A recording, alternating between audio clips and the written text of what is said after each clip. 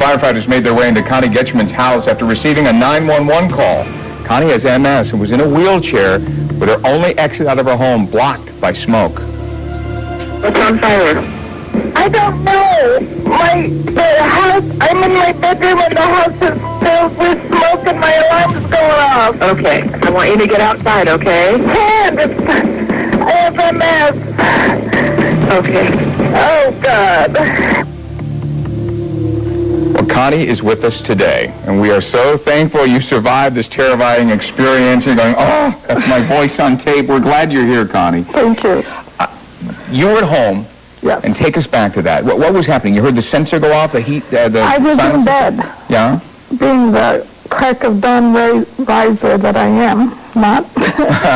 And I heard the heat sensor, and then right after that I heard a smoke alarm.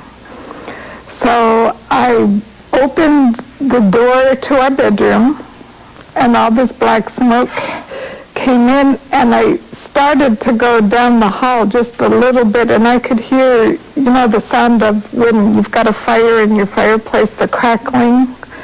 So I knew something was on fire in the living room, so I came back in the bedroom and I grabbed the phone, and I don't remember all of the things that I said on the call. What's going on in your heart? I mean, first of all, you're sound asleep, you wake up, you hear that. It's terrifying for anyone. Well, I couldn't breathe was the main thing that terrified me. And I just think that the firefighters have such an incredibly good reputation that I was not afraid for my life. I had to open the window, and I gasped for a breath. And then I went in the bathroom and sat down on the the toilet. And I was just waiting. I heard the dogs next door howl. They always howl with the sirens. So let me understand. So you're kind of blocked there. You can't go through the living room because you got a fire going on there. No. So you're kind of stuck. Well, yeah. Margie, the question in the audience. Go ahead, Margie. What was that? Yes, did you feel like that was the end? You were going to die? I never did, no. I didn't think I was going to die. I just knew the firefighters were going to get there. I heard the dogs howling, I heard the sirens, and I heard the front door being kicked down, the front door, and... So you're not sitting there praying or wondering, you thought you had it made? I don't know about had it made, but I had to put a towel over my face because I just couldn't breathe anymore, and then... I heard very muffled speaking, and I thought that they were going to take me out the window. I'll tell you what, because I want to take you back before that, because you're pretty darn calm now, but when you were making that 911 call, we have the complete 911 call. Let's take a listen to this. On fire. I don't know. The house, I'm in my bedroom and the house is filled with smoke and my alarm's going off. Okay, I want you to get outside, okay? I have MS. Okay. Oh, God. I'm going to stay on the phone with you. We'll get there as I quick as gotta possible. open the window, too. Okay, go and open the window. Set the phone down. You're laughing. Why are you laughing, Connie? It just sounds, I don't scream often. I probably had gotten the window open and was falling down. Well, Autumn is here. You took the 911 call, right? You're used to doing this kind of thing. Is this one a little unusual? It was. I was worried for her that, because she was in the house and couldn't get out. So you're so calm. I mean, how do you, obviously you're trained, but how do you stay so calm in that situation? You just stay on the phone with me, hang in there. I had all the faith in the world that the fire department would get there. And so your job at that point was to get them notified and then to stay with her on the phone? Yeah. Is that it? What do you say? What do you say to folks like Connie or anybody else who are in that situation? Try and talk them through it. You got to be calm and just stay there for them. Stay there for them. Okay, so you're waiting for the fireman. Mm-hmm. You're sitting in the bathroom. You got something over your nose, and then you try to get out of there, or what do you? No, I just sat there and was going to wait. So you hear these? On the toilet. You sound like you're almost embarrassed by this, Connie. In my underwear, if I... Well, no, I'm not embarrassed. It's just what happened. So you hear the thumps, right? You're there The and door being knocked down, and I thought they're here. So, do you yell anything to them? Do you tell them anything? well, like I said, they had been to my house before. That's why I made it. If it was someone that had never been there before, they told me I had 2 minutes of air afterwards. But the firefighters knew who I was and knew my situation, that I couldn't walk, or as most people walk. Yeah. And they knew where to go, and so I pulled back the blanket that was hanging down. It's not an actual door into the bathroom, and I said, I'm in here and I can't walk. And they said 5 words. What did they say? We know, cross your arms. So I crossed my arms, and if they hadn't known, I might not have, Yeah. I might not have made it out.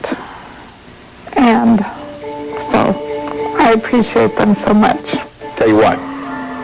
Let's meet them here in just a second, all right? We'll be right back. We'll meet those firefighters.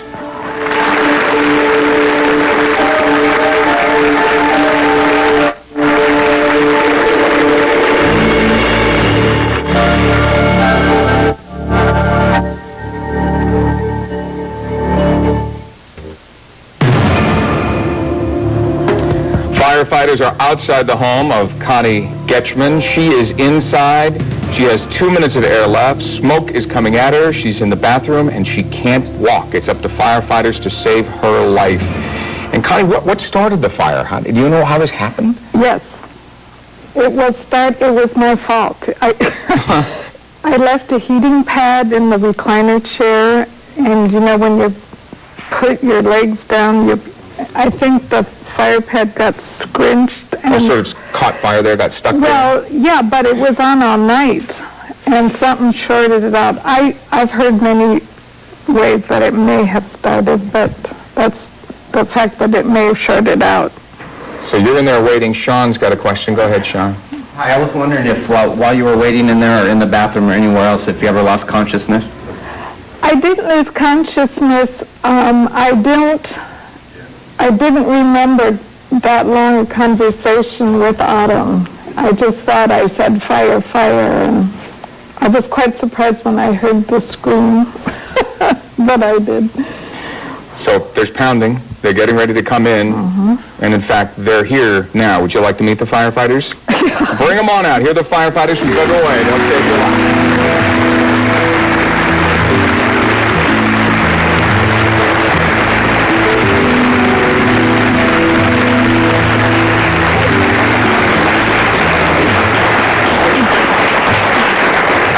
So we got Dan, we got Shane, and we got Doug. I want to make sure I mention each of your names because you have to buy ice cream, right? To the guys every time you're mentioned on TV. Yeah, super. So what's it mean when you hear somebody like Connie just before we left saying, you saved my life?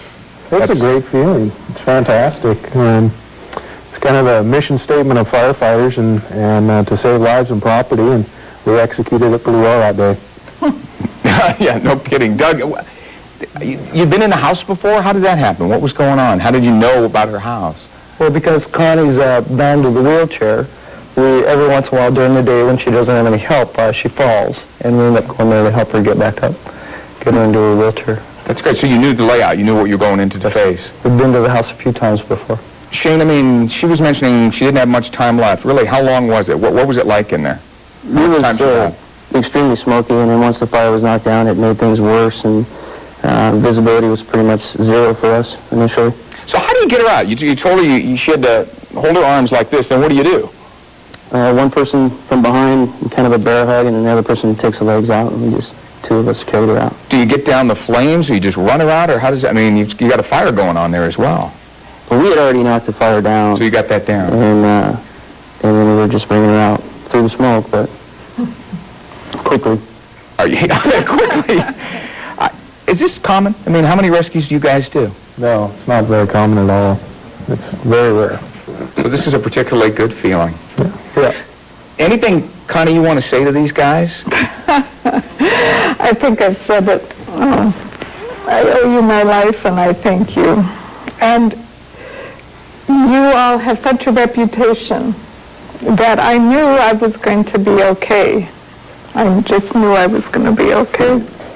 That's going to give you confidence. When I mean, all the way through this, you said, they're going to save me. It's not going to be a problem. It's going to be okay. That's got to make you guys feel just great. Well, it should. It's a pretty good feeling.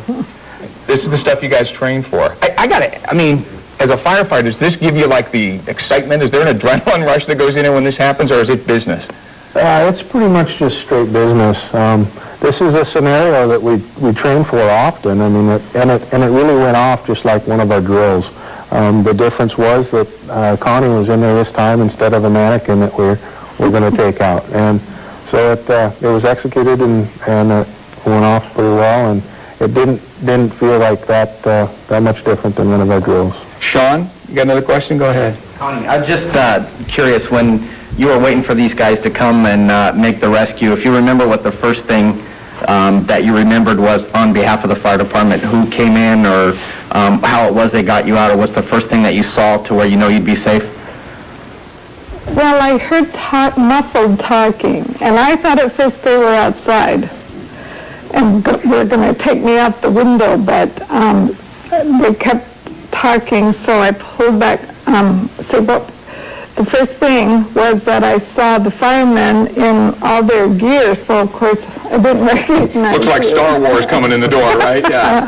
But that had to be a great feeling. You know, and I remember hearing on a children's program once, they were showing the children, telling them that this is what the firemen look like, not to be afraid because they look like they're from outer space. And you did look like you did. Anything you all want to say to Connie? She did the right things by staying in one place, not moving around in the house, letting us come to her. She did the right things. Any tips you want to give to anybody else if they're in that situation? It sounds to me like you are the poster child for what you're supposed to do, but anything else people should do if that situation happens? Did you do the right thing? Stay in one spot. Don't try to get through the flames Don't yourself? try to be getting out unless you have a good exit. It's great to have a plan, an escape route, an escape plan for your family and you, and those are the things you should do.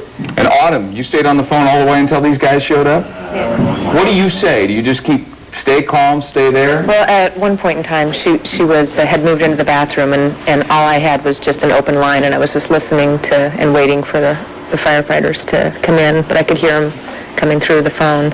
So a little excitement on your end when they finally got there? Yeah. Yeah, felt good. Well, you know what?